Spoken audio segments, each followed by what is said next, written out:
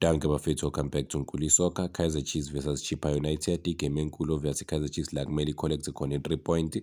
Yakwazi ukuwina namhlanje bafethu, iba na 25 points. So izolingana ne-Sundowns ngama-points, then i-Orlando Pirates izobe ibashiya nga-3 points nje kuphela. So okuzobabeka emathubeni a-right kakhulu bafethu ukuthi bayibange nabo ilokhu njani ibhethu ye-Premiership yabo, bangasali emuva kakhulu. They will just overtake iSikhukhune United namaZulu, bazine-game in hand vele as i-Chiefs bazolwela nje ukuthi bahlale lapha kubani ku-25 points. So asipredict-eni i-line-up bafowethu. Before sipredict i-line-up, kubaluleke kakhulu bafowethu kule game le ukuthi i-Chiefs iqale ngoLebohang Maboy noNgcobo.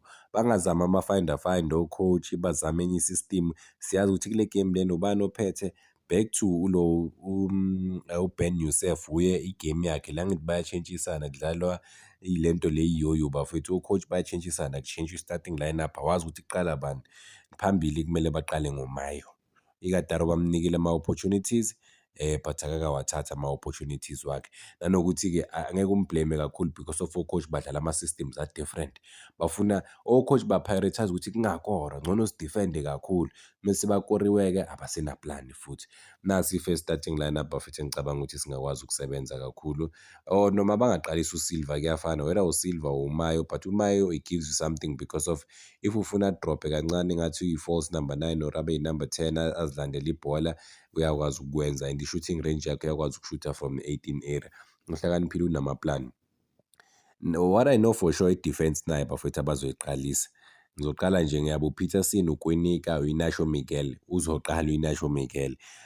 Banga-sacrifice uKwinika kunokuthi bafethu ba-sacrifice ulokhunjana uInacio Miguel, but you never know, mhlampe bazosurprise. But yeah, this is my prediction. uKwinika, uInacio Miguel, uSolomonzi, uMarco.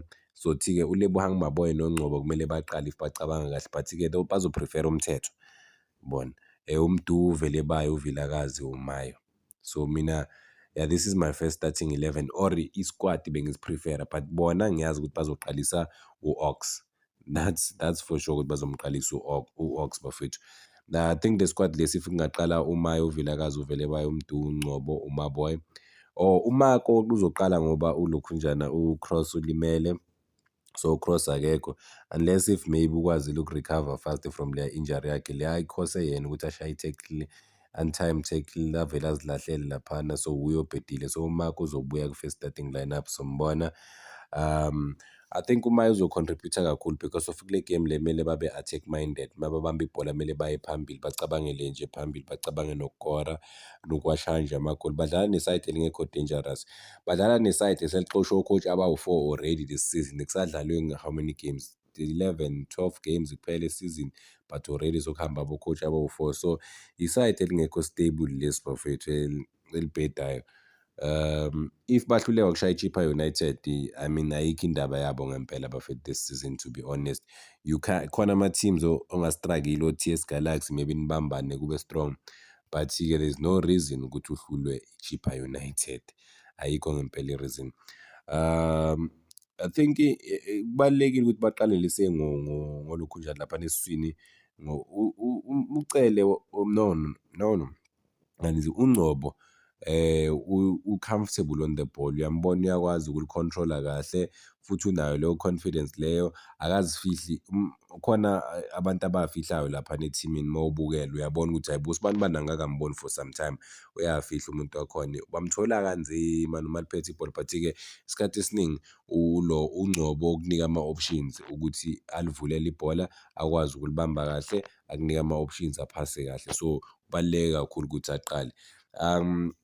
Khona umuntu engimbonile man, there's something that I saw uKwinika ekhuluma ngokuthi igame iChippa United ngeke ibe lula, izoba nzima, so kumele bamisele.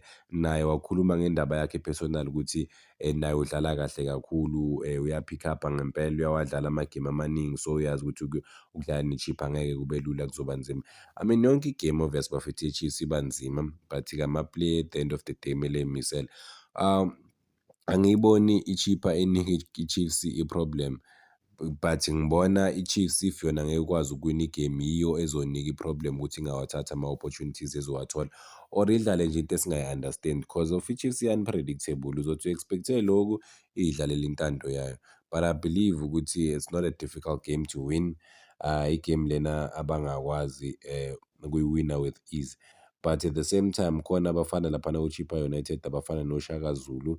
uShaka Zulu but abamdlalisi isikhathi esiningi okwamanje nokumbona nalaphana ku-DDC team.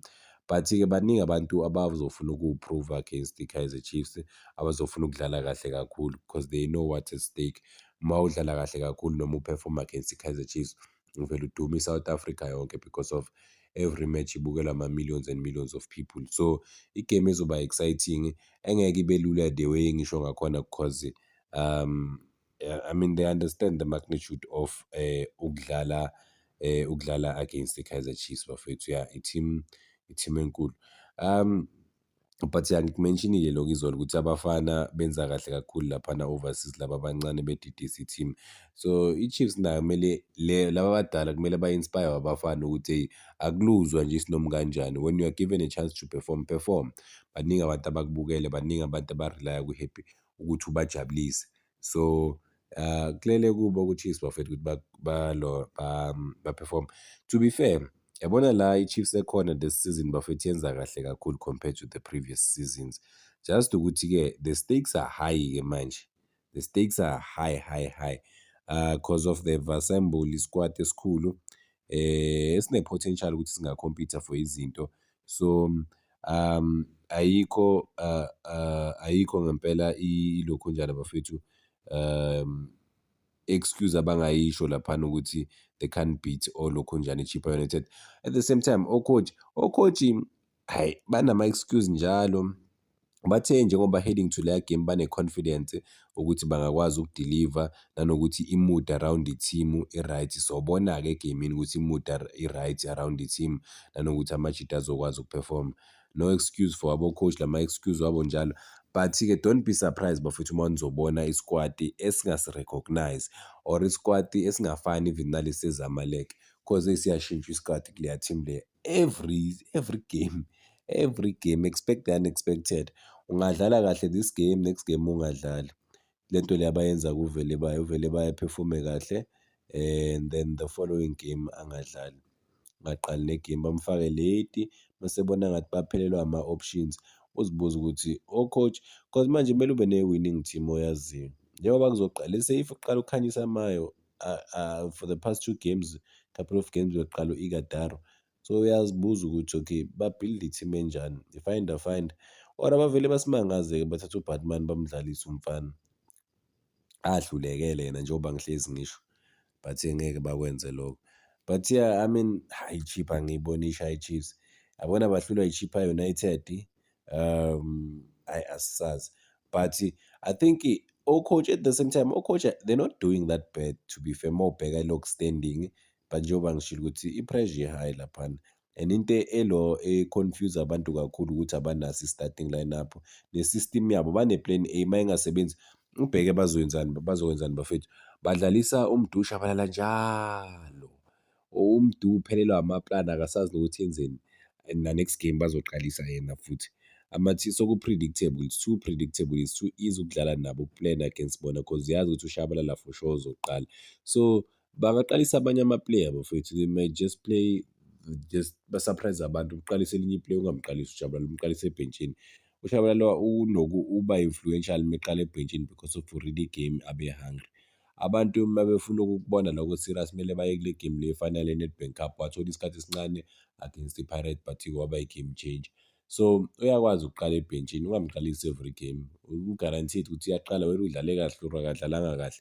That is why i-competition ingekho. Create i-competition phela as u-coach amongst ama-player ukuthi bani udlale kahle next game uye sekayi-starting uyoqalayo until azayi-drop i-performance yakhe kuzoqala abanye futhi. Abaqalisa uPule Mode angisazi-ke bafethu cause bamqalisa kuwo wonke amagame uPule Mode. Kusho ukuthi uPule Mode bamthemba serious laphana ukuthi makukhona yena nje izinto ziyenzeka laphana. And I don't understand ukuthi bamqalisa on what basis cause if mawubukele uyabona ukuthi akayiniki lutho i-team, but I won't be surprised if uPule Mode uzoyiqala igame. But umthetho kumele aqale from ebhenchini. Futhi lama game lawa nje akumelanga wadlale la esaziyo ukuthi i-Chiefs ngeke i-defende kakhulu yona izo-control i-game unless-ke if yona ilela ifuna ukuyi-control i-game, but the game is there for the taking ukuthi bakwazi ukuyi-control. I don't see u-Ethan Cheslet, uShinga, uBatman bedlala unless if kungaba nama-surprise cameos lapho nalapho. If i-Chiefs lese izokwazi ukukora lesi amagoli amaningi against i-Chippa United, I think later on sokusele 10 minutes singabona amajita amaningi bawanika ama-chance. But-ke because of i-pressure high, the same time o-coach nabo bazobheka but ayi ngeke si-afford ukuvele sithathe ama-chance nje thola ukuthi kusaso-nil-nil or igame iyaqala siqale ngabantu aba-different. Ngcono baqale ngoPule Modi, hhayi coach, hhayi ngeke bazoqala ngoPule Modi kunokuthi bazame abanye abantu. Cela ukuyibambelana kwamanje sifisela inhlanhla i-Kaizer Chiefs but awuyidingi inhlanhla against i-Chippa United, kumele uwine nje akukho okunye. Danko bafowethu.